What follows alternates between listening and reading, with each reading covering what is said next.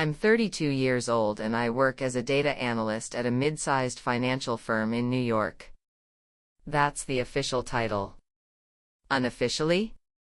I'm the person who makes Excel spreadsheets for people who make 10 times what I do. Every day I stare at endless rows of data models until my eyes start to blur, usually around the time the afternoon sun hits my screen at just the wrong angle. By 7 p.m., when I finally pack up and head for the subway, the tunnel lights look like they're bleeding into each other. $72,000 a year before taxes. After they take out health insurance, the 401k I barely understand, and everything else I never signed up for, what hits my account every month is just under $4,500. My one-bedroom in Brooklyn costs $2,100. My MetroCard is $130. My student loans take $600 more. What's left doesn't go far. I calculate the difference between a tall and a grande before I order at Starbucks. I've been doing it so long I don't even think about it anymore. But according to my family, I make good money. My mother's exact words, "Caitlin Hall, you're not married and you don't have kids. You don't have a lot of expenses. What's wrong with helping your brother and sister once in a while?" I'm 32. My brother Brian is 34 and works as a real estate agent on Long Island. His Instagram is a carefully curated museum of BMW steering wheels, Michelin-starred restaurant check-ins, and professionally posed handshake photos with clients in ill-fitting suits. The captions are always the same: "Hard work pays off," or "Good things come to those who hustle." He doesn't close a deal every month, but his spending never slows down. My sister Emily is 27 and works as a sales associate at a luxury boutique on Fifth Avenue. Every month without fail, she posts unboxing videos of new handbags in our family group chat. She's always saying things like, "A girl has to treat herself." And me? Caitlin Hall. The invisible middle child. I show up to work. I pay my rent. And when anyone in my family asks, I open my banking app and transfer money without a second thought. $200 for my mother's birthday. Then $500. Then $2,000 last year. $5,000 when Brian said he was a little short for a new car. $1,763 when Emily maxed out her credit card on a trip to the Bahamas. $8,000 for a French class she said she'd pay me back for the following month. The same month she posted a picture of a new bag in the group chat. $2,200 when my mother said she needed a full cardiac workup that Medicare wouldn't cover. That same afternoon, she transferred $3,000 to Brian because he was a little short on a down payment for an SUV. He said his clients would fit better in the back seat. I kept track. Not on purpose at first. It just started adding up. 3 years of this, little by little, until the total hit $26,500. No receipts. No thank yous. Just the same refrain, over and over: "Caitlin's the responsible one." Responsible. In the Hall Family Dictionary, that word is a synonym for doormat. I wasn't always like this. My father left when I was 8. Not died. Just left. I remember my mother crying in the kitchen all night, her voice muffled by the thin walls between our bedrooms, telling my grandmother on the phone that he'd taken everything from their joint account. The next morning, she made me a peanut butter sandwich for lunch. She spread it so thick the bread collapsed under the weight. Her eyes were swollen like overripe peaches, but she didn't say a word about it. That was the day I learned my first real lesson: my mother had enough on her plate. I was not going to add to it. Good grades were expected. Bad grades were my own failure. I never asked for things I wanted because I knew there was no money for them. In high school, I wore through the soles of my sneakers. Rainy days meant wet socks from first period to last. I didn't complain. I bought a tube of superglue, patched the rubber back together, and wore them for 3 more months. In college, I worked the campus coffee shop counter 4 hours a day, enough to cover groceries and the occasional textbook. After graduation, I paid off my student loans on my own. I moved 7 times in 7 years, hauling cardboard boxes up and down subway stairs by myself, the straps of my duffel cutting purple welts into my shoulders. I learned not to trouble anyone. I also learned to let anyone trouble me. When Brian borrowed my laptop in college and returned it with a sticky keyboard from spilled Coke, I said nothing. When Emily borrowed my jacket for a party in high school and came back with a torn sleeve, I told her it didn't matter. Every Christmas, my mother expected me to cook the entire family dinner, 7 hours on my feet in the kitchen, no one coming in to chop a single carrot or stir a single pot. I was like a piece of furniture in that house. No one noticed me when things were fine. But when something needed fixing, everyone knew exactly where to find me. That arrangement held for 20 years. Until last month, when my stomach decided it had had enough. It was a Wednesday, 2 in the afternoon, in the middle of a quarterly review meeting. My boss Martin, a perpetually sunburned guy in his 40s, was pacing at the front of the room, spittle flying as he lectured us on data deviations. I was sitting in the 3rd row when something twisted in my gut. Not a cramp. It felt like someone was inside me, slowly turning a dull blade. Cold sweat broke out on my forehead. By the time Martin dismissed us, my collar was soaked. I made it to the bathroom just in time to throw up in a stall, then knelt on the tile floor for what felt like forever. When I finally stood up and looked in the mirror, I didn't recognize the face staring back. It was the color of unbleached paper. My coworker Sandra walked me to the hallway and made me sit down. "You need to go to the ER," she said. "You look like hell." I took a cab. 4 hours in the waiting room. When I finally saw a doctor, a young Indian woman with tired eyes, she frowned at my charts and said my stomach lining was badly eroded. If I didn't make changes, I was looking at ulcers. Worse, possibly.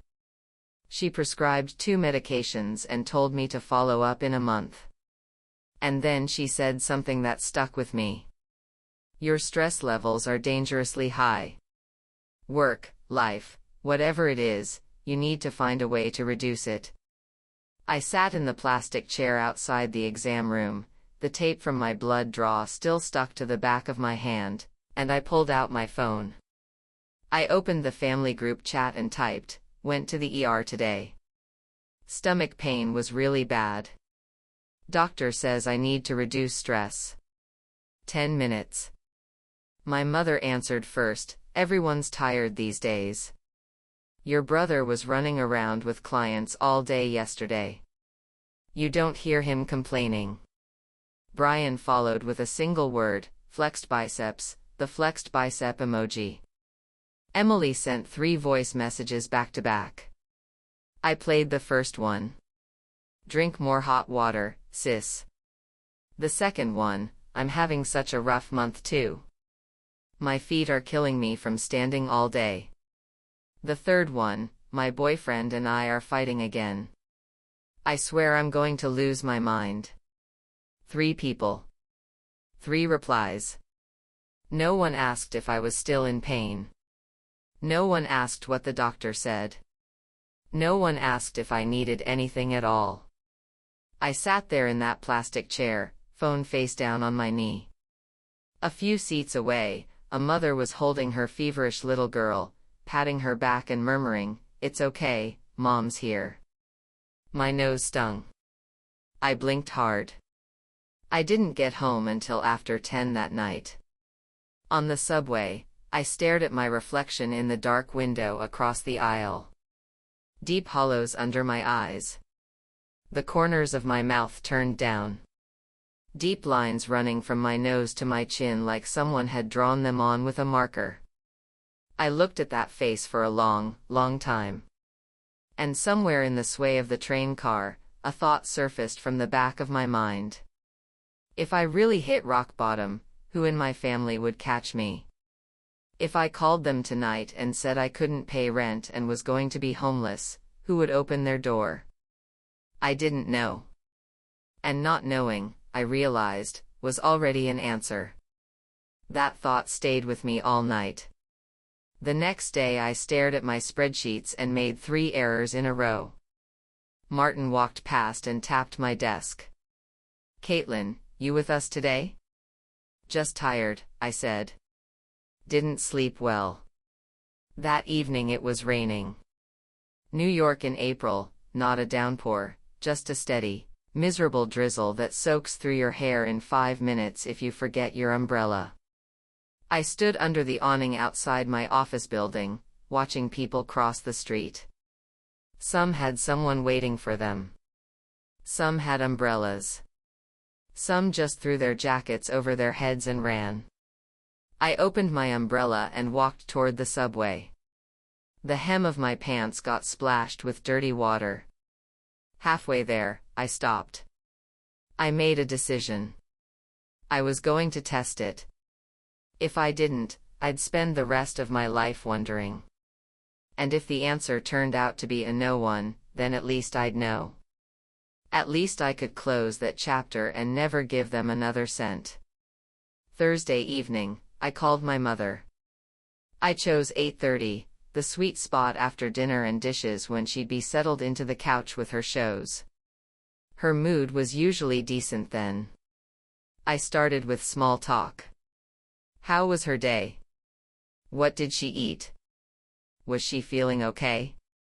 She answered in absent-minded ahas while the TV played in the background.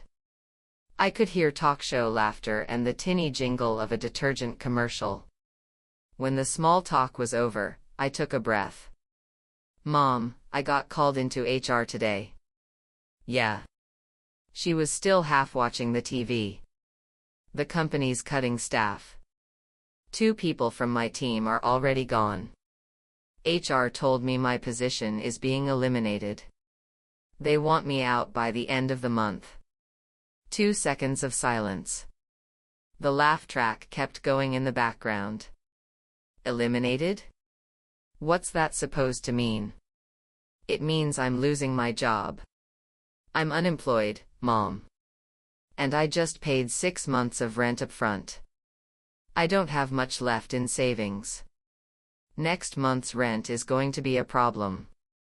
If I don't find something fast, I might end up on the street. I paused. I was waiting for her to say something.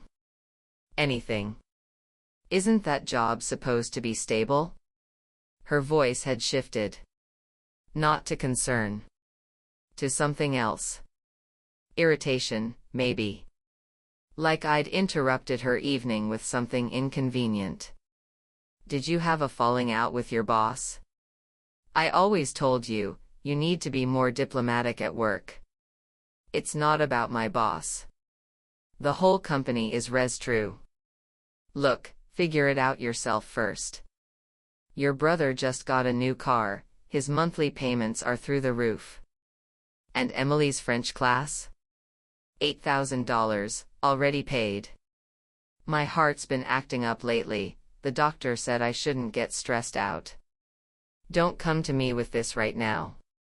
Don't come to me with this." She called my job loss this. My grip on the phone tightened.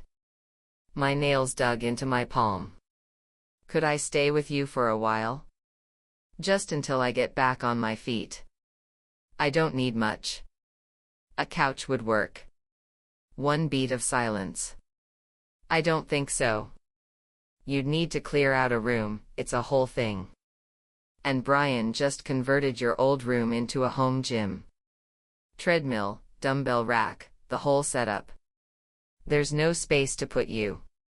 You're a grown woman, Caitlin. You need to figure it out." Maybe crash with a friend for a bit.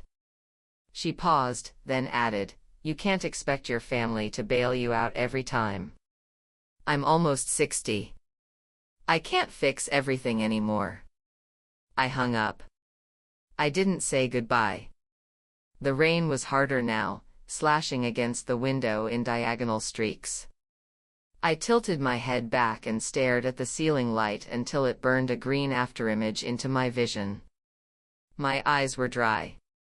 So dry they ached. I didn't cry. Not because I was strong. Because something inside me had died in that phone call. The next night, I called Brian. He answered in a room full of noise, clinking glasses, women laughing, someone belting a pop song off-key. Another one of his client dinners. "Brian, I need to tell you something." "Yeah." He was chewing something. I heard it in his voice. "I got laid off. End of the month. I can't make rent. Can you help me out?" A chair scraped against the floor. He'd moved to somewhere quieter. "Laid off? Seriously? Seriously? Ah, I told you that company was garbage. Don't worry, I know people. The real estate world is all about connections. I'll ask around and see if anyone's hiring analysts. I'll get back to you." "Brian, I'm not asking you to find me a job. I'm asking if you can loan me some money for rent. Look, I'm stretched thin myself right now. New car, you know how it is. $2,000 a month just on the lease. And real estate? If I don't close, I don't eat. Let me find you a job first, then you won't need a loan. Gotta go, clients waiting. Talk soon." Talk soon meant never. I gave it 2 days. Nothing. On the third day, he posted a photo in the family chat. A steak dinner at a French restaurant in Manhattan. Michelin star on the door. 2 guys in suits across the table, 3 bottles of wine. Caption: "Thanks to my guys for the hospitality. This place does a mean tomahawk. That restaurant starts at $200 a head. The wine alone on that table could have covered my food for a month." I stared at the photo for a long time. Then I screenshotted it and saved it to a new folder on my phone. I called it The Ledger. Emily was the last one. I'd been calling her since Tuesday. She kept declining, saying she was at work. Thursday evening, I caught her just before her shift ended. She picked up and the first sound out of her mouth was a sigh. "Sis, if this is about your thing, I literally can't right now. Work has been killing me. I've been on my feet 7 days straight, my ankles are the size of grapefruits. And my boyfriend is giving me the silent treatment again, I'm honestly about to lose my..." "Emily." I cut her off. "I'm just going to ask you one thing. Can I borrow $1,000? I'll pay it back as soon as I find a new job." Half a beat of silence. Then her voice shot up an octave. "Sis. I don't have it. You saw the bag I posted, I just bought it, my card is maxed. Why are you asking me? Call mom, she'll figure it out." "Oh God, my manager is calling me, I have to go." She hung up. I called back. She didn't answer. I texted, "Emily, I'm serious. Read." No reply. The next day I sent another one, and the system bounced it back, message not delivered. "This person is not accepting messages from you." My little sister. 27 years old. Sells handbags worth thousands. And she blocked me because I asked for a $1,000 loan. It was Friday night. 9 o'clock. I sat on the floor of my apartment, my back against the sofa. The glow from my phone lit up half my face. I scrolled through my call log. Mom. Brian. Emily. Total combined call time, less than 8 minutes. 8 minutes. 16 years of being responsible. And that's all I got. I got up, walked to the kitchen, poured myself a glass of water. Drank half of it. Then I sat back down and opened my bank's transaction history. I scrolled backward, month by month. 3 years ago, Brian's car. My mother on the phone, your brother's old Honda is 10 years old. He can't show up to client meetings in that thing. You have some extra cash, right? Loan him $5,000. He'll pay you back by the end of the year. I transferred it. End of the year came, and Brian dropped a $2,000 bonus in the group chat with a caption that said, "Geo get it." I pocketed maybe $40 from that thread. The $5,000? Gone. 2 years ago, Emily's Bahamas trip. She'd come to me with that sweet voice, "Sis, my credit limit is too low. Can you front me a little bit? I'll pay you back when I get my next paycheck."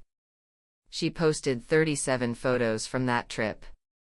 Beaches, cocktails, a photo with some guy she'd met at the resort bar. Caption, "Best summer ever." I fronted $17.63.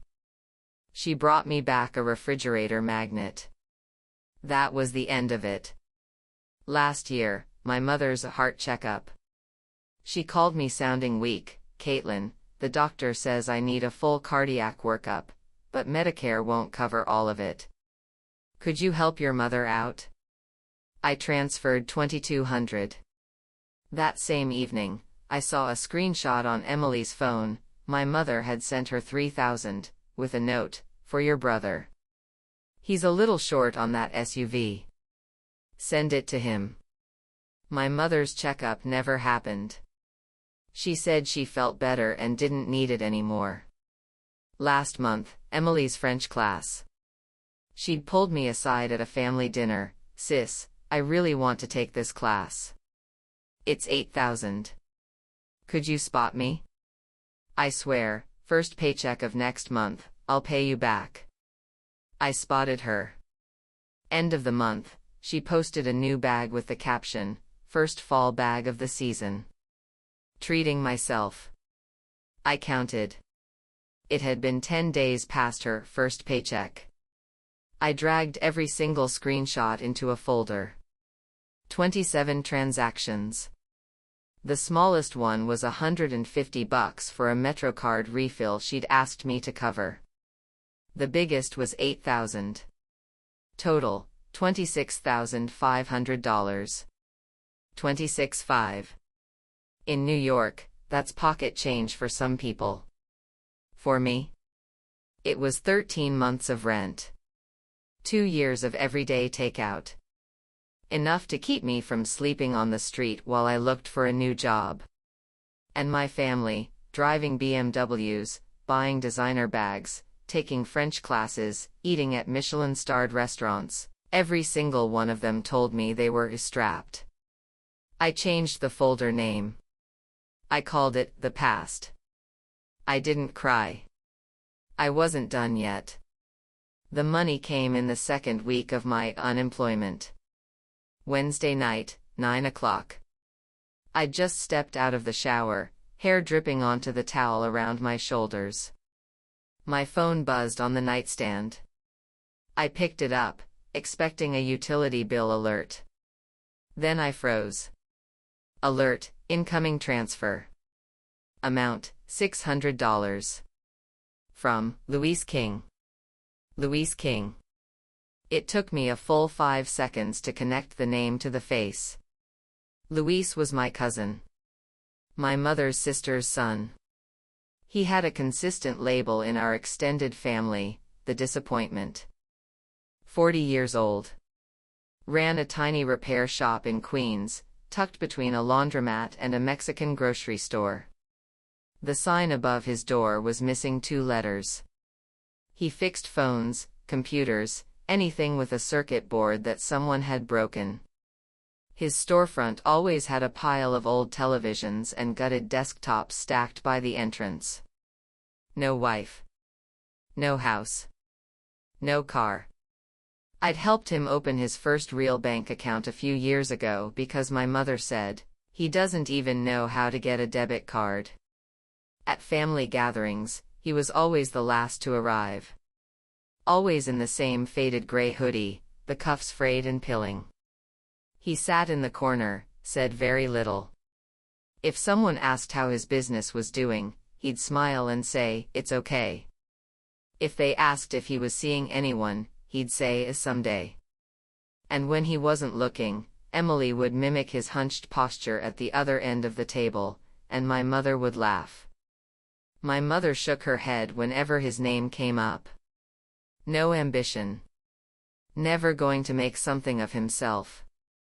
What's going to happen to him when he gets old? My brother once made a joke at a family dinner. Luis fixed a client's iPhone last week. Put the screen on upside down. Client came back 3 months later, same phone. That's his reputation. Luis had been sitting in the corner, sipping water, his face completely still. Emily once posted a video in a group chat with our cousins. Luis crouched outside his shop, soldering a motherboard, his back so curved his chin nearly touched his knees. The caption, "Reasons to study hard in school."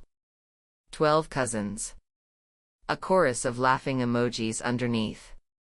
In my family, Luis was the cautionary tale. The one you pointed to when a kid got bad grades. You don't want to end up like your cousin Luis, do you? But that cautionary tale sent me $600 when every single one of my immediate family members gave me silence. $600. In Manhattan, it might buy you a decent dinner. It wouldn't cover the corner of Emily's new bag. But it was the only money I received in that entire stretch. A text message followed, short, "Caitlin, heard you were going through it. It's not much. Take it. No need to pay back. Call if you need anything." I stared at those words for a long time. The glow of the screen was making my eyes hot. The towel slipped off my shoulder and landed on my foot. I didn't feel it. I bent forward, pressed my forehead into my knees, and sat there until my shoulders stopped shaking. I didn't text him back. I didn't know what to say. The next afternoon, I called him. I could hear the hiss of a soldering iron in the background, and an old rock song playing on a tinny radio. "Luis, it's Caitlin." "Yeah, I know." His voice was slow, unhurried, like it always was. "Did you see the transfer notification?" "Saw it." "You got it." "I got it." "Luis, how did you know about my situation?" "Your mom came by the shop the other day."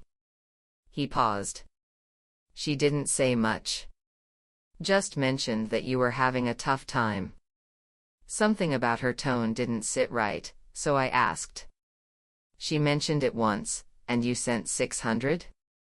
He let out a soft laugh. That sound, so quiet, like he was afraid of being overheard. "You help where you can. I know you, Caitlin. You don't ask people for money unless you're really stuck. If you said you were struggling, you were struggling. But you're not exactly flush either, Luis.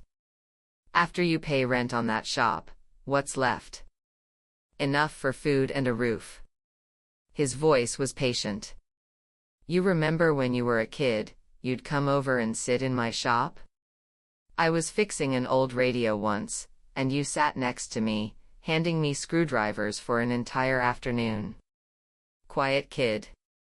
Steady hands. I remember thinking, left hand, you'd hand me the Phillips. Right hand, you'd hand me the flathead. I told your mother back then that this cousin was going to go places." He paused. "Also, you never made fun of me.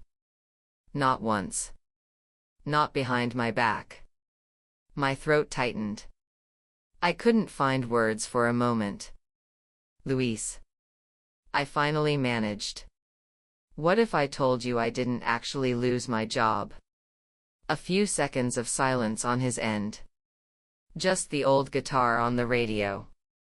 Then you had your reasons. I trust you.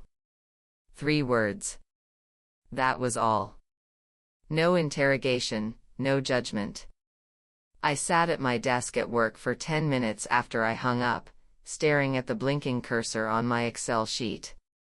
Then I opened the folder called The Past, scrolled through every screenshot, and changed the name. I called it Exhibits. I was preparing.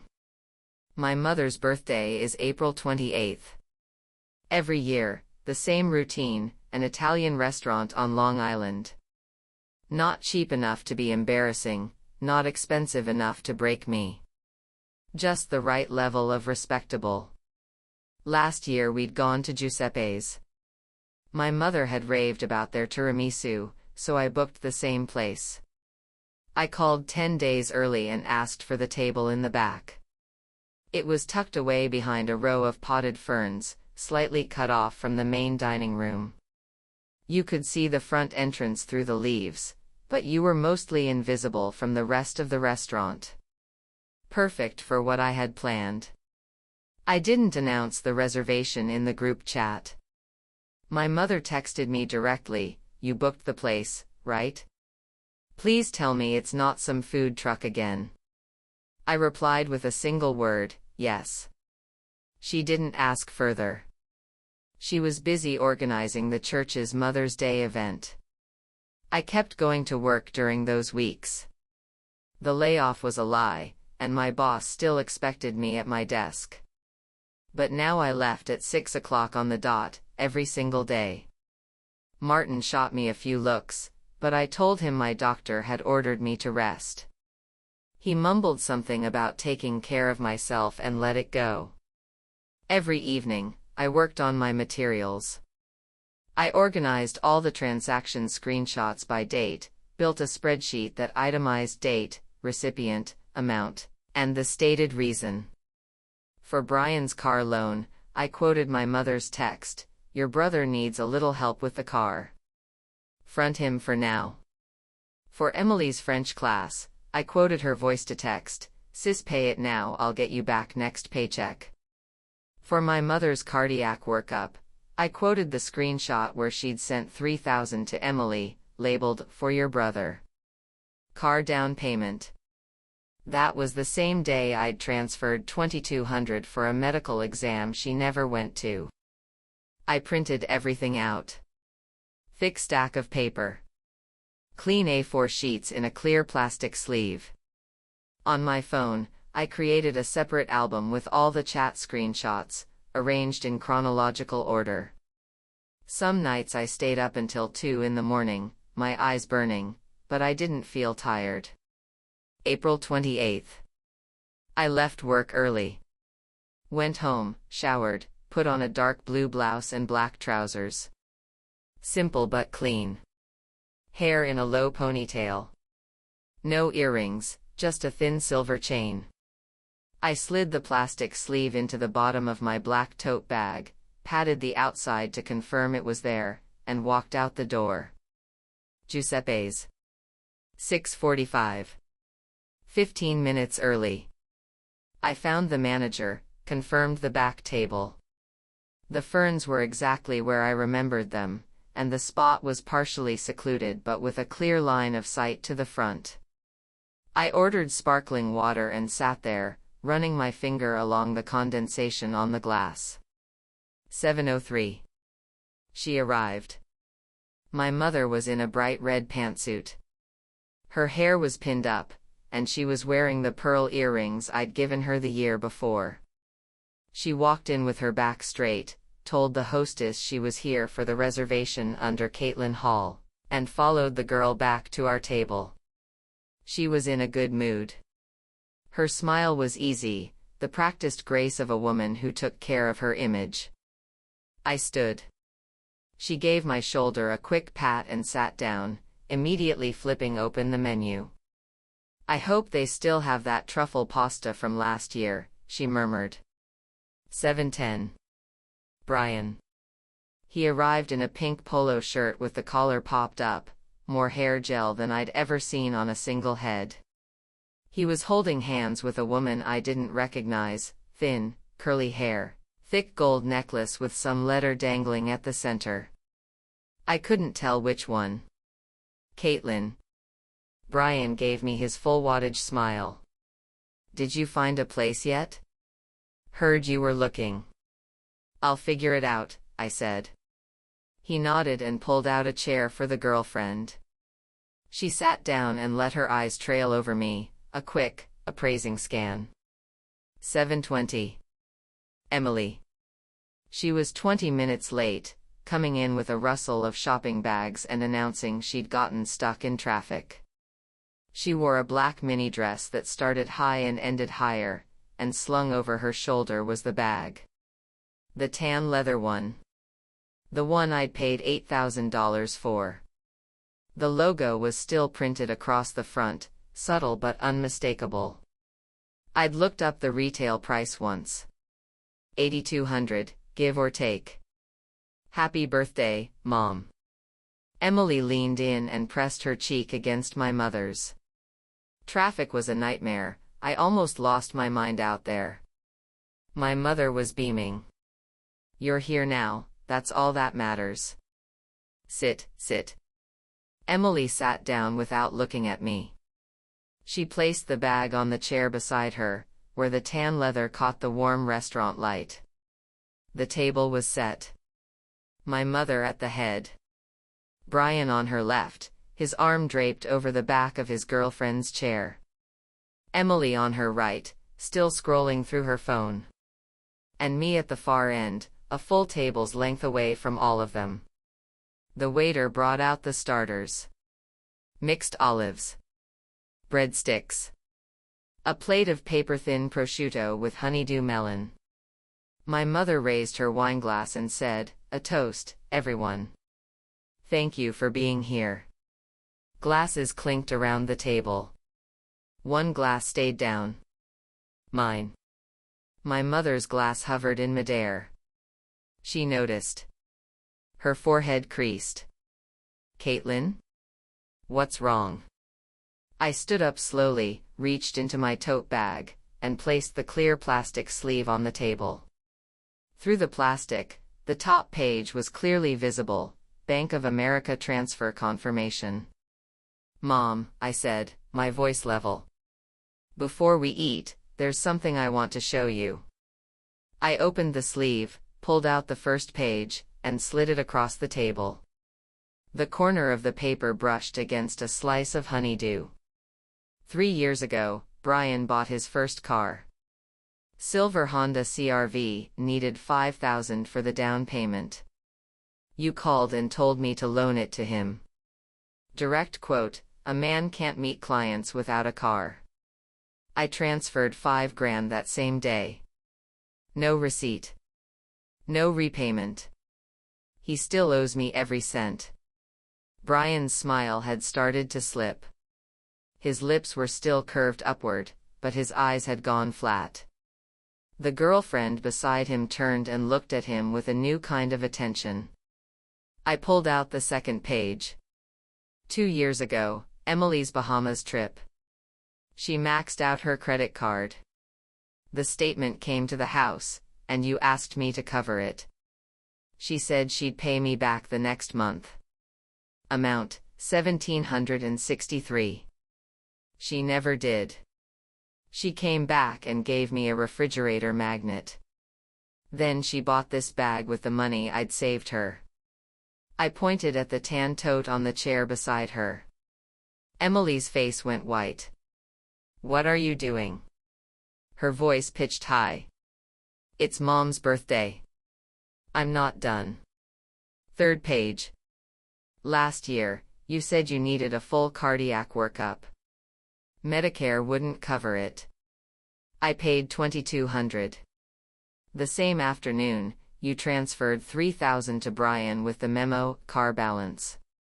You never got that workup. You said you felt better.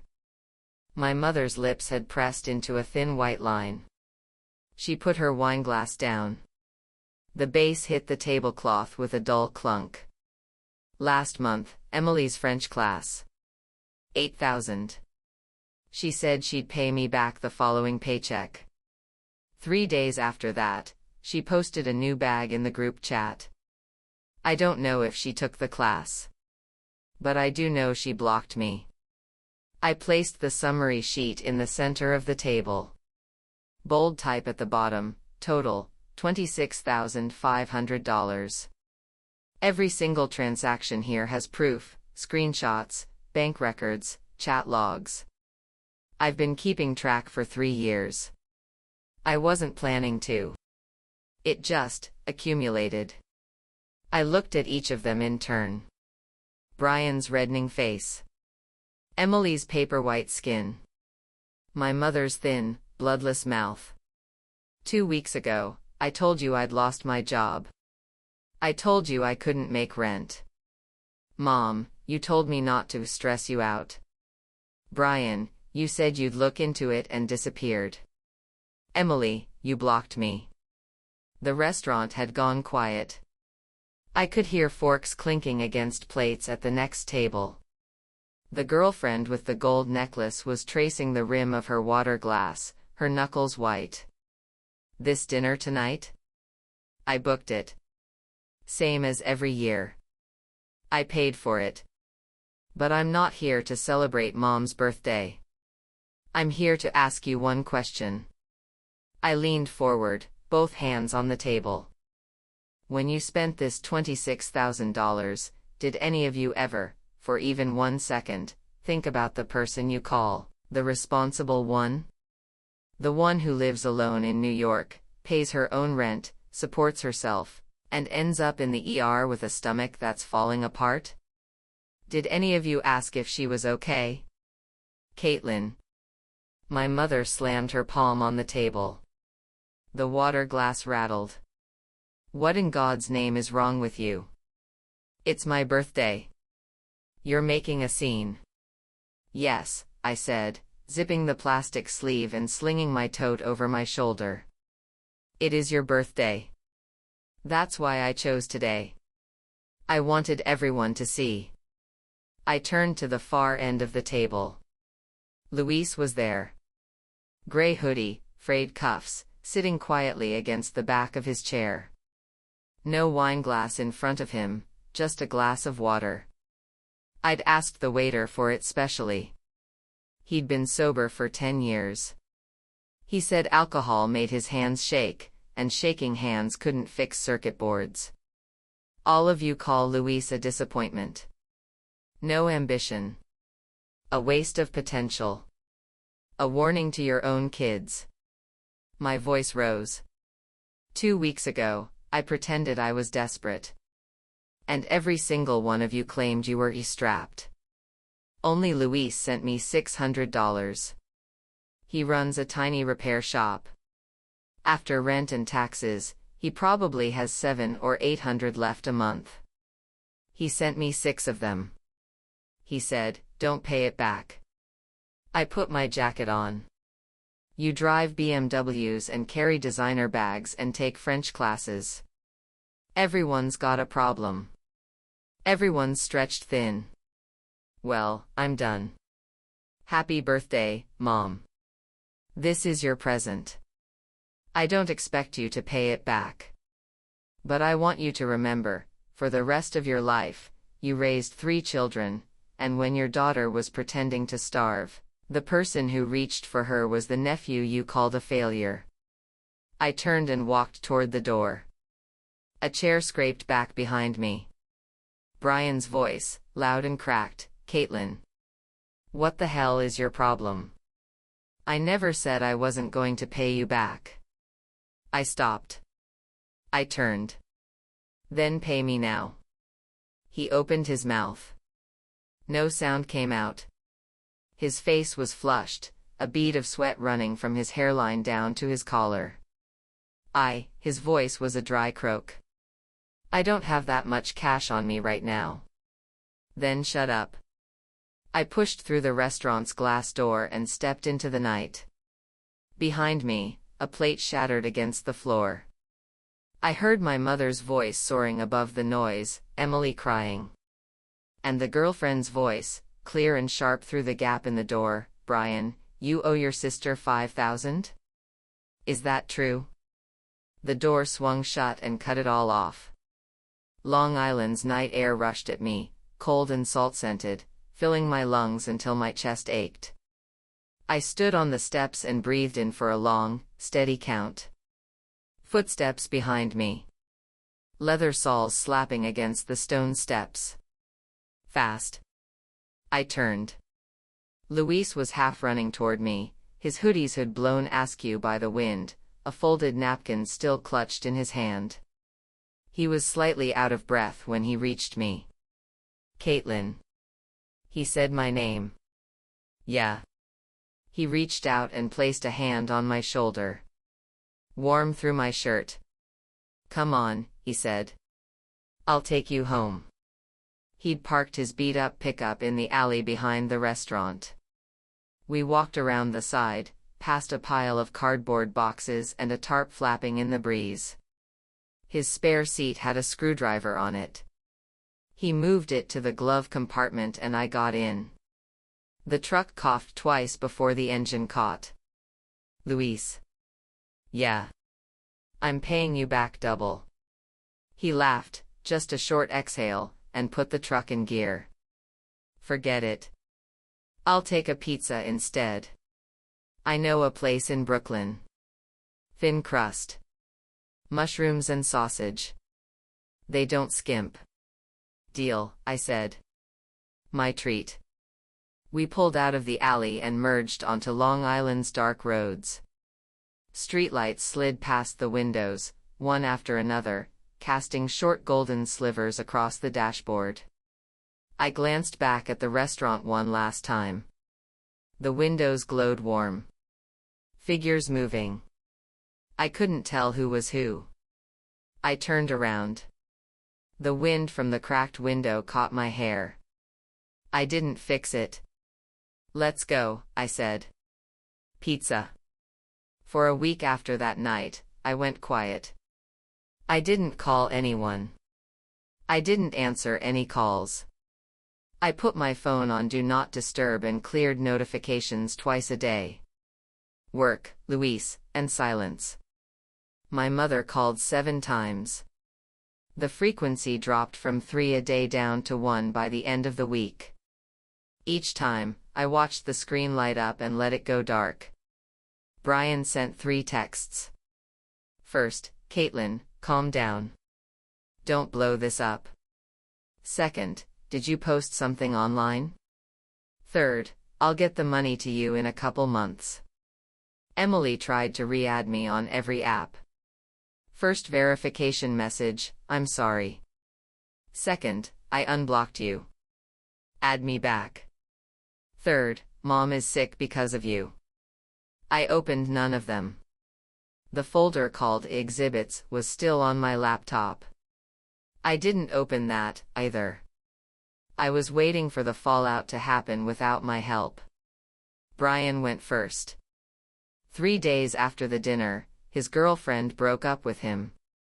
I heard about it through a mutual friend. On the ride back that night, she'd asked him one question in the car: is it true you owe your sister $5,000? Brian had stammered something about it being family stuff. She sent him a breakup text the next morning. The message made its way back to me through the grapevine: I'm not leaving because you owe money. I'm leaving because you couldn't even admit it. You sat there and lied while she called you out in front of everyone. That tells me who you are. That night, Brian posted a voice message in the family chat. He sounded drunk, his voice thick and slurred. Caitlin, do you know what you did? My girlfriend left me. Clients are talking. Are you happy now? I listened to the whole thing. Then I deleted it and muted the chat. Emily went second. Someone had reposted the anonymous story to a local community page. And someone else in the comments had recognized the bag description. Pretty sure I know which store this is. Let me guess, tan tote, retail price around $8,200. She used her sister's money for a French class that never happened, then blocked her? Classy. The comment got screenshotted and circulated in her store's internal group. Luxury retail runs on image. A sales associate who's been publicly outed as the villain in a family drama doesn't exactly inspire trust in clients. That month, Emily's numbers bottomed out. Her manager called her in for a talk. I don't know what was said, but after that, she stopped posting unboxings in the group chat. Her Instagram became selfies and food photos. No logos. No tags. My mother was the slowest to crack. The story reached her church group. Someone tagged her in a thread and asked if it was her family she was reading about. She didn't respond. A few days later, at Wednesday prayer meeting, the women's group prayed for the Hall family's healing. She called me on the 8th attempt. I answered. Caitlin. Was it you who wrote that thing online? I didn't use anyone's real names, I said. That was true. The original post was anonymous, with pseudonyms for everyone. Then how did everyone in church find out? Think about it, Mom. There were witnesses that night. The waiter. The next table. The woman Brian brought. Secrets don't stay secret when you air them in a restaurant. A long pause. I could hear her breathing, uneven. Take it down. I can't. It's not mine to take down anymore. It's been reposted too many times. Then what do you want? I don't want anything. I said it slowly. I just wanted it to be seen. Another pause. Your brother's $5,000. I'll cover it. Okay. Emily's too. And the rest. I'll get you the rest. Okay. I hung up.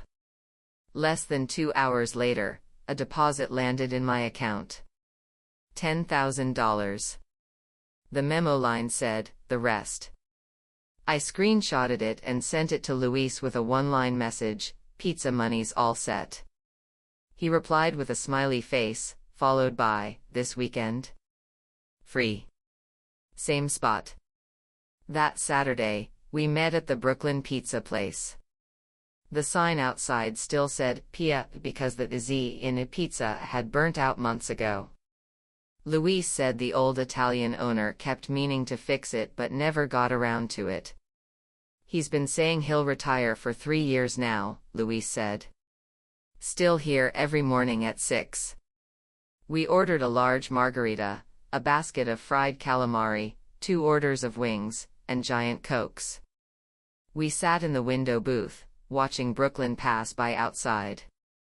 A woman with a bulldog. A kid on a skateboard. Someone digging through a discount bin of oranges at the bodega across the street. Luis folded a slice of pizza in half and took a bite. Cheese stretched into long strings. He chewed slowly, then spoke. Your mom came by the shop yesterday. I almost choked on my soda. She went to see you? She asked me to talk you into coming home. He swallowed and wiped his mouth. Said she was getting older, didn't want the family to fall apart. Asked me to put in a good word. What did you say? I told her I wasn't the right person for that. Another bite. I fix phones. I can't fix families. I laughed, a surprised, short laugh. Did she leave? She stood there for a couple of minutes while I was opening up an old laptop. Watched me work. Didn't say anything. Then. He paused. She said something. She said, I'm sorry. My smile faded. I looked down at the calamari. Golden. crisp. Grease spots on the paper lining the basket. And then she left. But her eyes were red on the way out. Luis took a long drink of his Coke. Caitlin, I'm not going to tell you what to think. But I've seen a lot of people in that shop. Some never admit they did anything wrong. She said it out loud. That counts for something. I chewed a piece of calamari and let the crunch fill the silence. She's sorry she got caught, I said. Or sorry for what she actually did? Luis considered it. I can't answer that. But sorry is sorry, isn't it? Some people go their whole lives without saying it. I picked up another slice of pizza. It was too hot. I blew on it. Took a bite anyway. After we finished, he drove me home. We passed a liquor store and I asked him to pull over. I went in and came out with a bottle of bourbon. You don't drink, Luis said. Not yet, I said. I'm keeping it. Saving it for something. Like what? Like when I know how to say no without feeling guilty. He laughed and didn't ask again. Over the next few weeks, my mother sent payments. 1,000 here, 1,500 there. Every couple of weeks, a transfer. Sometimes the memo said, household expenses. Sometimes just blank. I deposited them all. By the end of June, the total was 20,000. I was still owed 6,500. She sent a text, the rest by the end of the year. I replied with one word, fine. Brian had gone quiet. 2 of his deals fell through. Word had gotten around in his client circle. He'd been publicly called out by his sister at a restaurant, and he couldn't even defend himself. If he can't handle his own family, one client apparently said, how's he going to handle my house? His Instagram stopped featuring BMW logos for a while. Then it turned into inspirational quotes. A real man takes accountability. Failure is just a stepping stone. The kind of things people post when they're trying to convince themselves. Emily didn't try to add me again. She'd at me twice in the group chat, you doing okay, and, I sold that bag, by the way. I didn't respond. After a while she stopped talking entirely. When someone asked what she was up to, she said, just working. The original post stayed up. Traffic died down after the first couple of weeks, but occasionally someone would comment, update. I'd log into the anonymous account and reply, I got a promotion.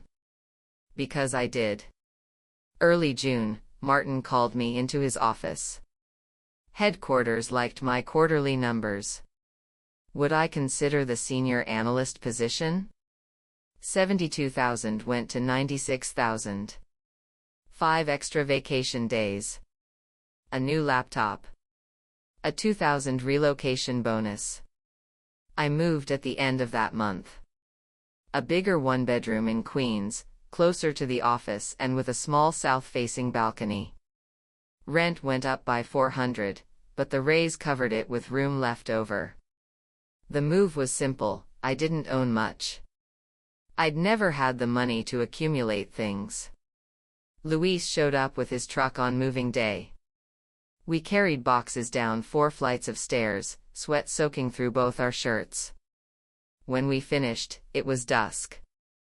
We sat on the front steps of my new building, eating hot dogs from a cart, drinking iced tea from the bodega. Luis. Yeah. Do you think they'll ever change? He chewed his hot dog slowly. Some people do.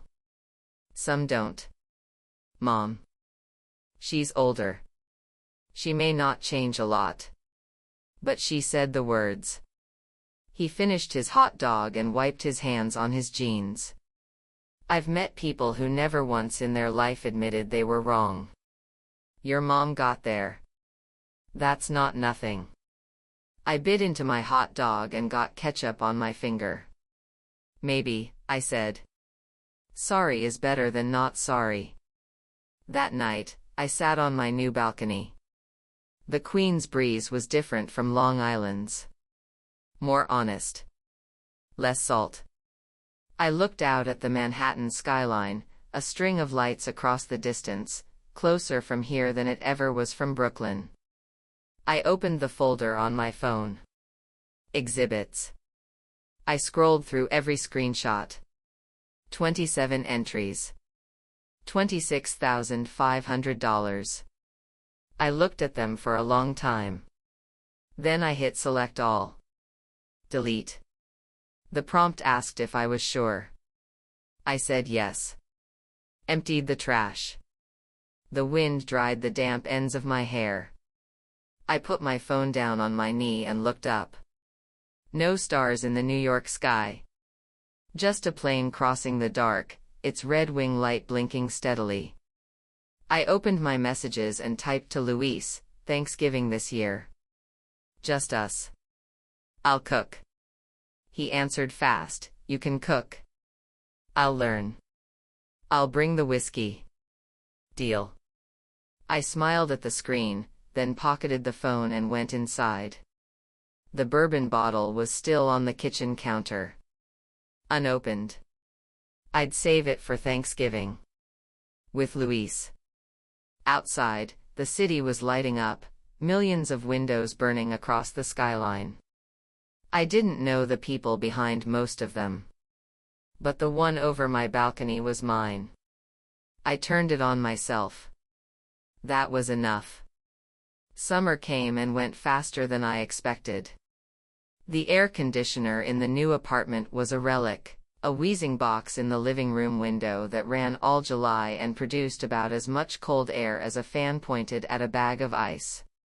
I bought a floor fan from the hardware store and spent my evenings parked in front of it, hair whipping into my mouth. Luis came by twice, carrying grocery store cherries on sale. He sat on my second-hand couch and opened up the air conditioner unit, poked around inside for half an hour, and finally announced the compressor was shot. Cheaper to replace it than fix it, he said. I'll tough it out another 2 months, I said. Then it'll be cold enough. I'll come back in winter and check the heater, he said. I smiled and didn't argue. After he left that night, I sat on the floor and looked around. Not much in the place. A bookshelf. A table. 2 chairs. A bed. A TV. All from the cheapest line at IKEA. But the lease was mine. The rent came from my account. The pot hose on the balcony was something I'd bought and watered myself. No one helped with the deposit. No one said, "Can I borrow your security deposit when you move out?" It was a small thing. But when I breathed, my chest didn't feel tight. Mid-June, another transfer from my mother. $2,500. The total was now $12,500. Her memo said, household expenses. I knew what it meant. I didn't reply. A few days later, she sent a text, Emily is transferring to the Jersey store next month. She asked if you'd have dinner with her before she goes. I looked at the message for 5 minutes. Then I typed back, maybe. She didn't push. July brought a message from Brian in the family chat. Just a screenshot of his monthly sales report, captioned, finally closed 2 this month. Getting back on track. He tagged everyone. Including me. I didn't respond. A few relatives sent thumbs-ups. Months later, through a mutual friend, I heard that his ex-girlfriend had moved on. Started dating a guy who owned a bakery. Steady work. Steady hours. Brian had apparently spent a couple of months offline before resurfacing with client photos. Emily actually moved at the end of July. I saw it on a cousin's post. Her new apartment in Jersey, boxes still half unpacked, her making a peace sign in the middle of the living room. One box was half open in the background. I squinted. I didn't see the tan tote. Maybe she'd sold it. Maybe she hadn't brought it. She'd tried to add me a few times. Her verification messages got shorter. I'm sorry. Please add me. Just assist by the third attempt. I never approved them. It wasn't that I was still furious. By the end of that summer, the real anger had faded. But I didn't know what I'd say to her if we connected. Or more importantly, I didn't know how to act like nothing happened. I couldn't. So I kept my distance. Not as punishment. Just as reality. Mid-August, a text came from my mother. It was short, Caitlin. Are you free Saturday? I'd like to see your new place. I stood in the bathroom for 5 minutes, reading it over and over. Wet hair dripping down my neck. I wrote back, yes. She came Saturday afternoon. Took the subway and a bus, refused my offer to meet her. She wore a light blue blouse and her hair was grayer than before, white at the temples, unpinned. She carried an insulated tote. At the door, she paused to take off her shoes. Careful, like a visitor in an unfamiliar home. Her eyes traveled across the living room. Bookshelf. Couch. The pot hose on the balcony. They settled on me. Nice place, she said. Good light. Yeah. She put the insulated bag on the table and opened it. Inside, a container of braised pork belly, a container of sautéed greens, and a small jar of pickled cucumbers. Still warm. You made these? I asked. Made them this morning. She stood by the table, hands unsure where to land. She put them on the back of a chair. You used to like this. Used to meant college, probably. Back when I still came home on weekends. Emily had decided the pork was too fattening eventually, so my mother switched to steamed fish. I stopped coming home as often. The things I liked got mentioned less and less. Thank you, I said. I set out 2 plates and 2 pairs of chopsticks. She sat across from me. We picked up our chopsticks at the same time. The pork was tender, rich, just a little salter than I remembered. Good, she asked. Yeah. Good. She nodded. We ate in silence for a while, the only sound the click of porcelain. After a long moment, she spoke. Your cousin Luis, how's he doing? I paused. Fine. Shop's getting by. Good. She took another piece of pork. Tell him thank you for me. That 600, it. She stopped. I knew where she was going. You can tell him yourself, I said. He has a phone. She looked up at me, opened her mouth, then closed it. Okay. The meal lasted about 40 minutes. As she was leaving, she paused at the door and looked back one last time. Caitlin. Yeah. That pot hose on your balcony. It's looking dry. The leaves are curling. I turned and looked through the glass. She was right. 2 leaves were starting to wilt. I'll water it, I said. She didn't add anything else. She walked out. Her footsteps faded down the stairwell, and I stood in the hallway until they were gone. Then I went back inside and cleared the table. That night I texted Luis, my mom came by today. He replied fast. What did she say? Not much. Brought braised pork. Nice. She said to thank you. For the 600. A pause. Then a thumbs up emoji. Then another message, tell her she's welcome. She can pay me back by letting me fix her phone for free next time. I laughed and dropped the phone onto the couch. September. A new comment appeared on the anonymous post. A profile with no picture, no history. 2 words, "I'm sorry." Someone replied asking who it was. No answer. The comment got 47 likes. I screenshotted it. Saved it to a new album on my phone. I called it After. Thanksgiving came on the 4th Thursday of November. I planned a week ahead. Turkey legs. Potatoes. Carrots. Onions. Butter. Flour. A cheap bottle of red. I'd never made a Thanksgiving dinner before. I looked up recipes on my phone the night before and settled on the simplest version: roasted turkey legs, mashed potatoes, oven-roasted vegetables. Luis arrived in the afternoon. He carried a bottle of bourbon, the same brand I'd bought earlier, price tag still on the neck. "You said you were bringing the whiskey," I said. "I brought it." "You never opened yours, so I got a new one." He set it on the counter next to the original bottle. The two stood side by side like a matched set. "You can keep that one," I said. "They look good together." He smiled, took off his jacket, and rolled up his sleeves. I put him on potato duty. I tackled the turkey marinade.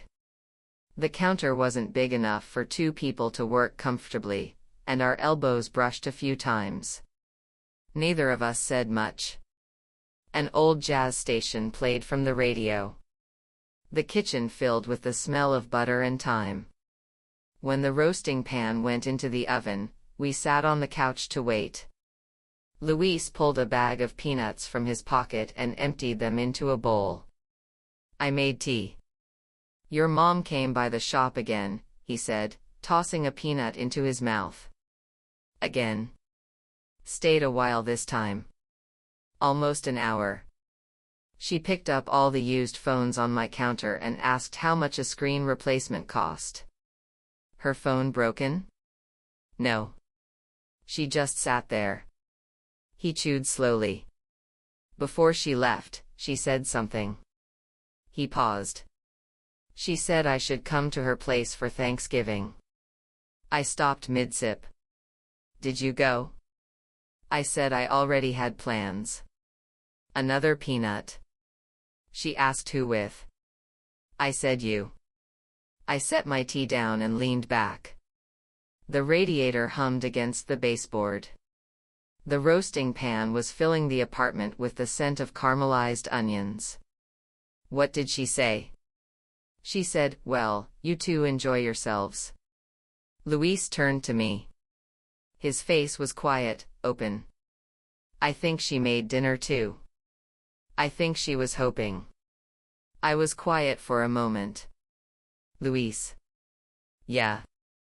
Do you ever regret sending that 600? He blinked.